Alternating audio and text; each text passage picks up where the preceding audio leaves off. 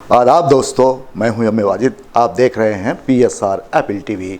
दोस्तों, prime time में आज हम बात करेंगे मुदीर खुशबू का सफ़र और शहर के जाने माने मशहूर व मारूफ शायर सलाउद्दीन नैयर की, जिन्होंने हमारे नुमाइंदे मोहम्मद सुमैर से बातचीत करते हुए बताया कि खुशबू का सफ़र शुरू करने की वजूहात क्या रहीं और शहर के जराइम पेशा अदीबों और शोरा पर उन्होंने तनक़ीद करते हुए बहुत सारी ऐसी बातें की जो आप लोग नहीं जानते। पेश है हमारे नुमाइंदे मोहम्मद सुमैर की ये ख़ास रिपोर्ट। दोस्तों, मेरा नाम है मोहम्मद सुमैर और आप देख रहे हैं पैगाम टीवी। और मेरे साथ आज हैदराबाद की मशहूर व मारूफ शख्सियत बड़े शायर सलाउद्दीन नायर साहब मौजूद है। अस्सलाम वालेकुम नायर साहब। जी वालेकुम सलाम, फरमाइए। नायर साहब, खुशबू का सफ़र जारी और सारी है, इस रिसाले की खूबियों को बयान कीजिए। मैं ये अर्ज़ करना चाहूँगा, वजह साहब आप भी तवज्जो फरमाइए। खुशबू का सफ़र मुझे निकालने की ख़तई ज़रूरत नहीं थी। ये पर्चा 29 बरस से निकल रहा है। खुशबू के सफ़र की इशाअत का मेरे लिए इसलिए जहन में आया कि उस वक्त हैदराबाद के अदबी महफ़िलें, हैदराबाद के शायर व अदीब इंतशार का शिकार हो गए थे और जहाँ कहाँ गलतियाँ हो रही थी बहुत सारी, मैं चाह रहा था कि उसकी इस्लाह हो जाए। पहला शुमारा निकाला मैं। निकालने के बाद जब महबूब हुसैन जिगर साहब के हवाले किया, नाराज़ हो गए उन्होंने कहा, नहीं यार कैसा निकाले आप, पर्चा तो निकाले, चला सकते हैं क्या? बहुत हवाल किया उन्होंने। आप 2-3 महीने नहीं चला सकते, पैसे कहाँ से लाते पूछे। मैं बोला आप दुआ कीजिए, मैं इंशाल्लाह निकालते रहूँगा। मैं कहा मैं निकालते रहूँगा। ठीक है, उसके बाद निकाला वो खुशबू का सफ़र चला। 29 बरस से निकाल रहा हूँ।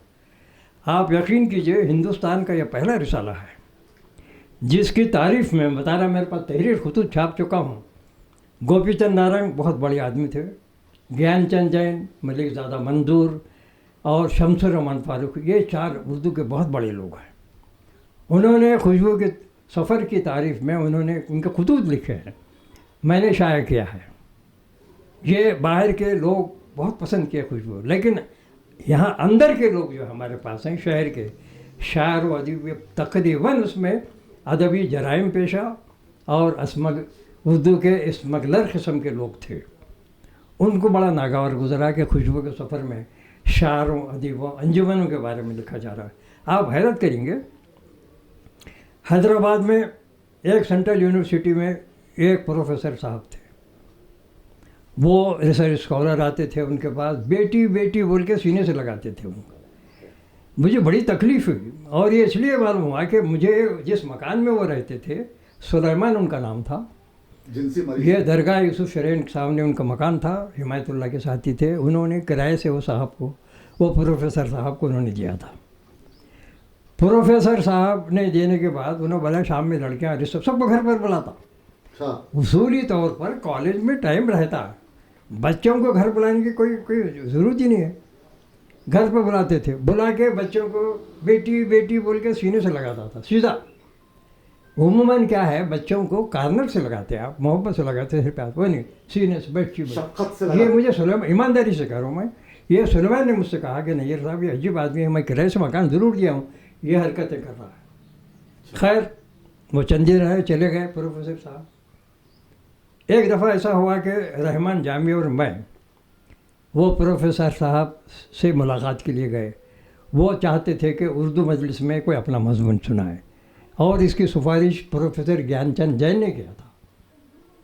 प्रोफेसर ज्ञानचंद जैन जो हेड थे, वो आए थे सियासत मेरे पास। उन्होंने बोले नैयर साहब मुजावर हसन साहब को उर्दू मजलिस में रहे, मैं सेक्रेटरी था उसका, 18 साल पर चला है बिला वक्फा। उन्होंने वहाँ मैंने देखा, रहमान जामी हम दोनों के बहुत करीबी दोस्त थे, रहमान जामी हम दोनों। वहाँ जाने के बाद उन्होंने पलंग पर था या चारपाई लेटा हुआ था वो प्रोफेसर। तो खैर बातचीत हो गई। उसके बाद 5 मिनट के अंदर एक अंदर सी चाय आई। ये एक रिसर्च स्कॉलर, आज हैदराबाद में मैं नाम लूँगा तो हैरत करेंगे आप गौर कीजिए, वो तन्हा रहता है वो बेवकूफ़ आदमी, और ये जो प्रोफेसर स्कॉलर है पूरा 5 मिनट में चाय ले गई। اب یہ سوال یہ پیدا ہوتا ہے کہ ریسرچ اسکالر کے چائے بنانے گھر میں کس نے رکھا اور انہیں اپنی بیوی بچوں کے ساتھ کبھی نہیں رہا حیدرآباد میں. تو یہ ہوا. اب اس کے بعد ایسے واقعات بہت سارے میرے ذہن میں آ گئے, معلومات حاصل ہو گئے, اور شاعر و ادیبوں کے خلاف جب لکھنا شروع کرے لوگ, بہت سارے میرے خلاف بہت لکھا.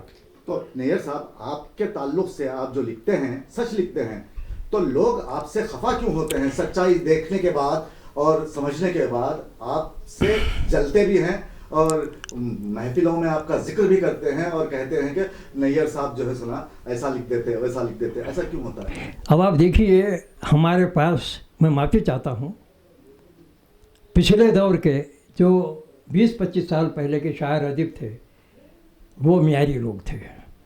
آج بہت سارے شاعر ادیب بالکل سڑکوں کے شاعر ہیں.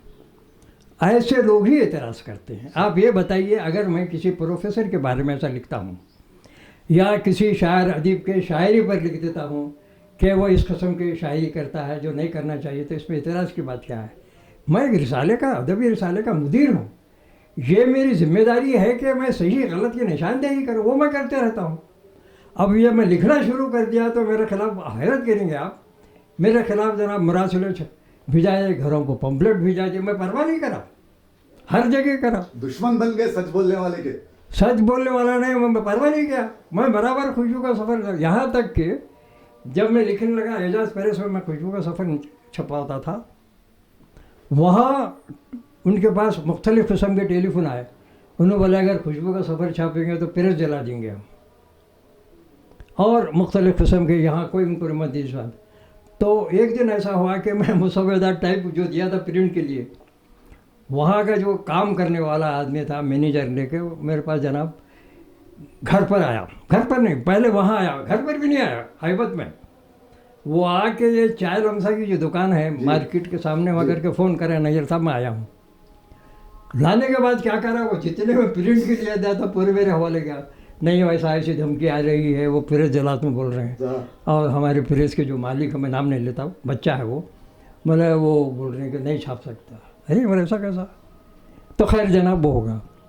اور ایک دفعہ ایسا ہوا کہ پریس کا مالک خود, ایک پریس شمار کچھ بھی نہیں تھا اس میں, یہی تھا, یہ غلط ہے صحیح ہے, لا کے ان کا چھوٹا بھائی گھر پہ لا کے پورا کٹا مجھے حوالے کر دیا, ہم نہیں چھاپ سکتے اس میں, ایسا ہے. اس کے بعد میں پریس بدل دیا. یہاں میں لکڑی کے پل پہ ایک پریس بہت اچھا آدمی ہے, وہاں میں 15-20 سال سے چھپا رہا ہوں, وہاں چھپا رہا ہوں. میں کہنا یہ چاہتا ہوں کہ لوگوں میں اتنی اخلاق کی ضرورت نہیں ہے.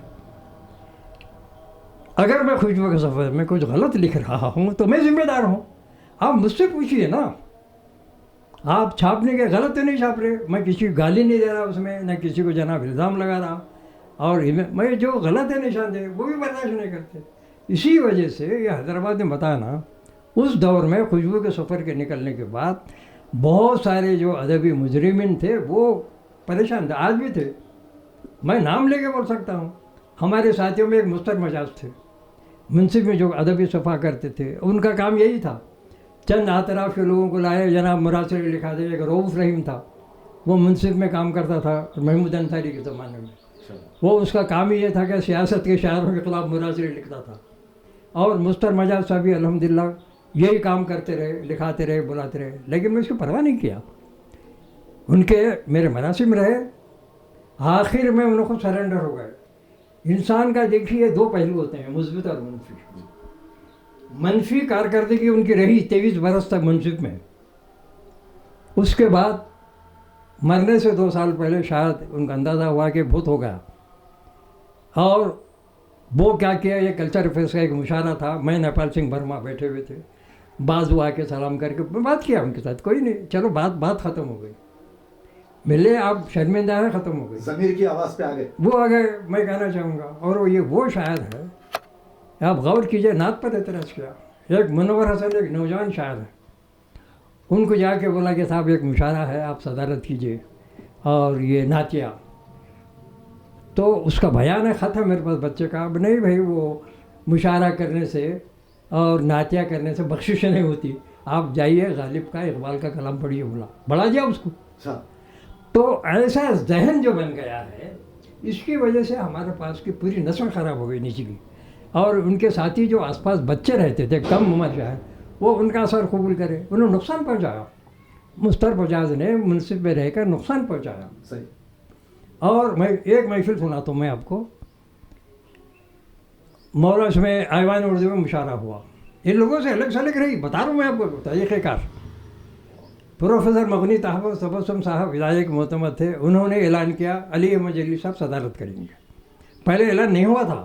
یہ پورے جدیدی پہ 10-12 جمع ہوئے, پورے جدیدی ہے, سمجھ رہے ہیں آپ. وہ غیاث متین فلاں فلاں سنے آپ, یوسف ناظم کیا ہے وہ اعظمی فلاں سب جمع ہو. علی احمد جلیلی کے صدارت کا اعلان کیا, خوش ہو گئے. اور معتمد مشاعرہ صلاح الدین نیر بولے, پریشان ہو گئے. اس کے بعد میں دیکھا, کیونکہ ڈیس پر تھا نا میں, ایک ایک شاعر کر کے اٹھتے 7-8 شاعر پورے غائب ہو گئے. اب ان کی متوجہ میں کیسے پڑھنا. کتنی شرمناک بات ہے. کیا تکلیف تھی آپ کو, میں بتا رہا ہوں آپ کو. تو یہ ایسا ہمارے پاس کہ آپ جو بات بتا رہے نا اس کا یہی ہے.